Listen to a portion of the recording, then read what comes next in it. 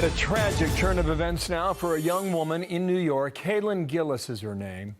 She was shot and killed when the car she was in pulled into the wrong driveway. The homeowner came out, fired 2 shots. One of them struck Gillis, killing her. He's been charged with second-degree murder. The sheriff is Jeffrey Murphy from Washington County, upstate New York, near the border with Vermont. And Sheriff, good morning to you.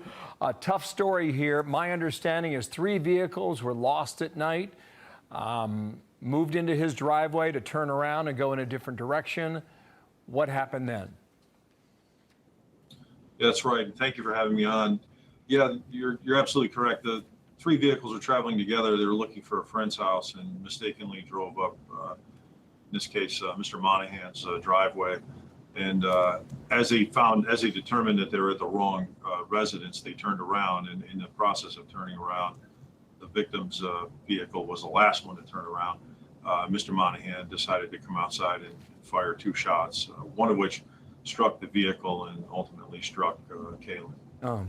One of the, I guess it's a neighbor, right, toward the New York Post. Adam Matthews is the gentleman's name. Said it's shocking, but I'm not surprised. He had a short fuse. There was never any doubt he had a short fuse. I think he was a bit of a narcissist. That was one comment. How much more do we know about Kevin Monahan, age 65, who lives there with his wife? Our office really hasn't had much contact with Mr. Monahan. So as you know, this case is progressing, fairly new case for us, and our investigation is continuing on that front, and that's certainly something we'll look at is Mr. Monahan's past, and we have spoken to neighbors as well.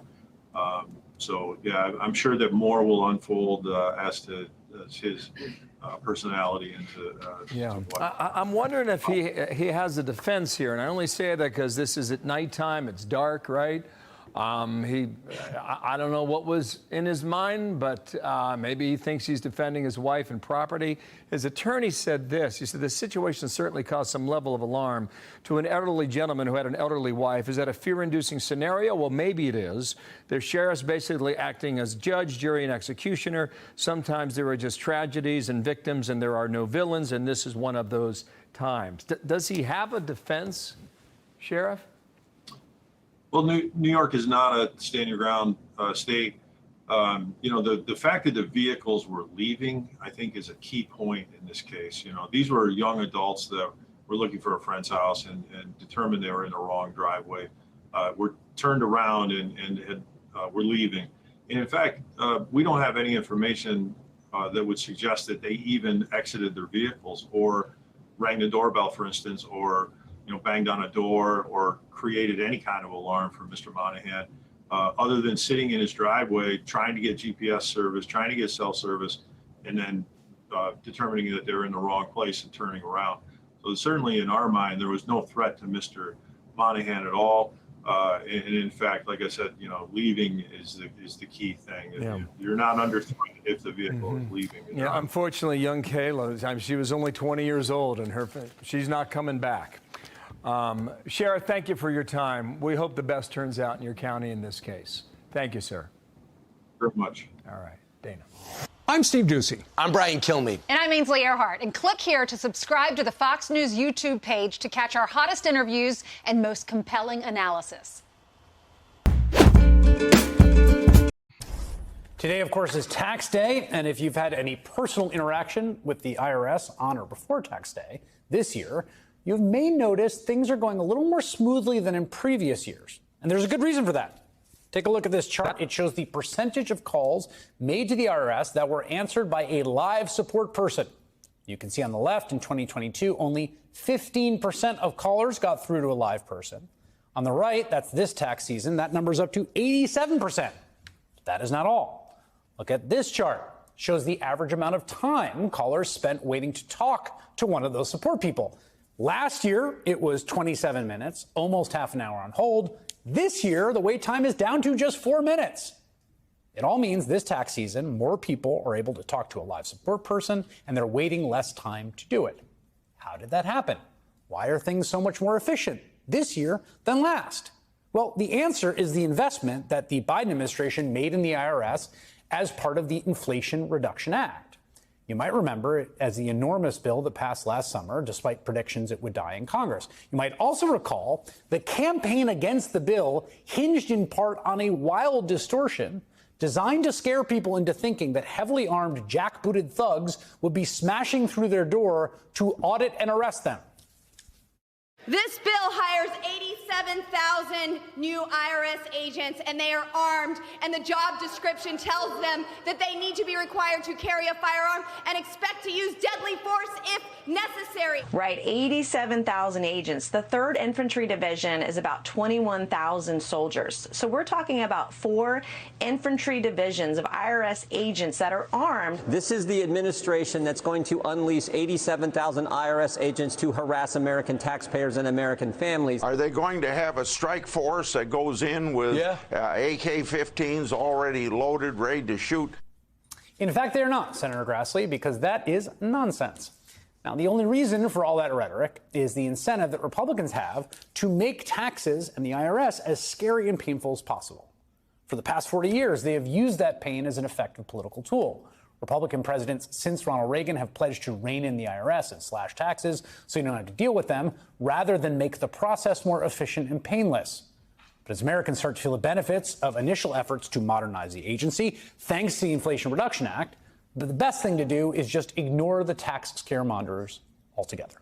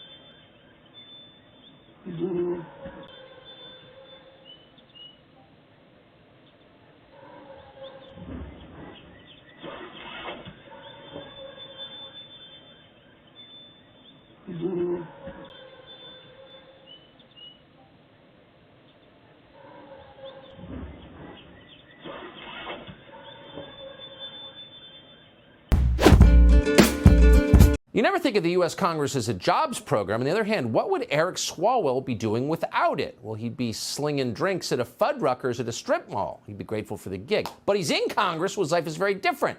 When he's not shagging Chinese spies, he gets to travel all over the world at his donors' expense.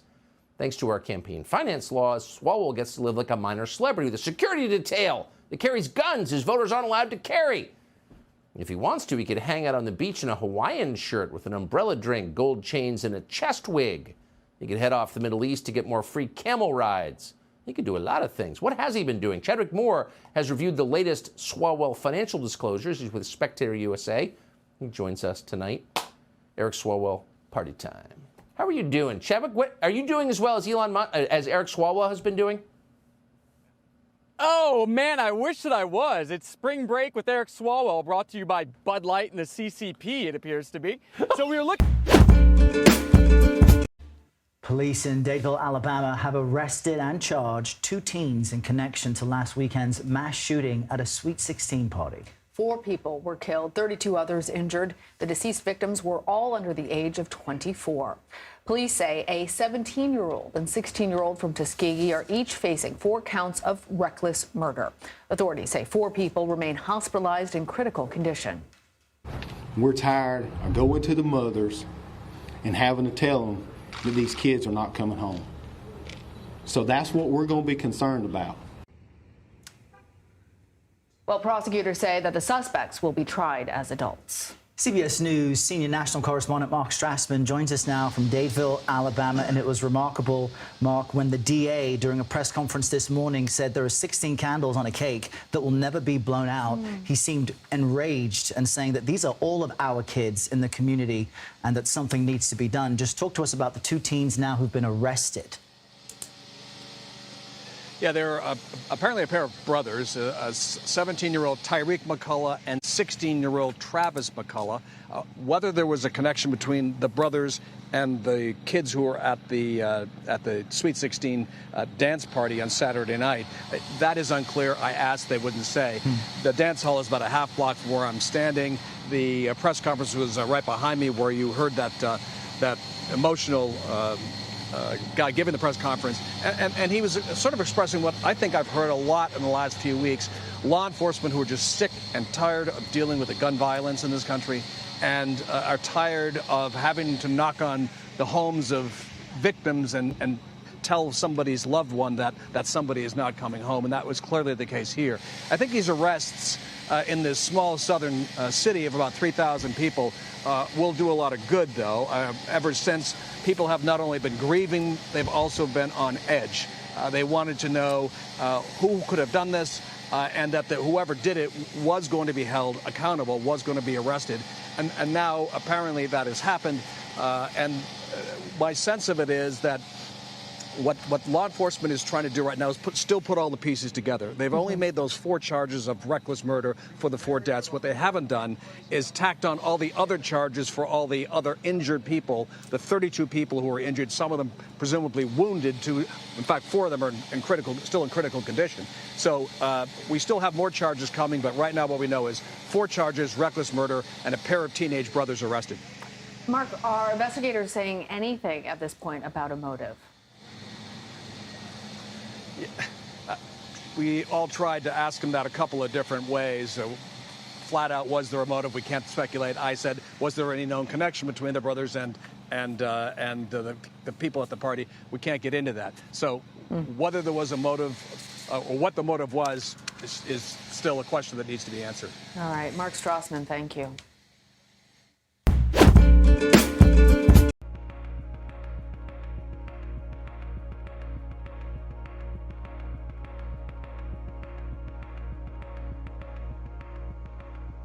What we did finally chase it back to is that SpaceX launched one of their Falcon 9 rockets out of Vandenberg. So it's either the burn in order to deorbit that second stage, send out a whole bunch of basically water vapor, which froze up, or I think they also will dump their fuel before it comes down, just so the second stage is a little lighter. And when that comes out, it comes out in cold space and it freezes into ice crystals.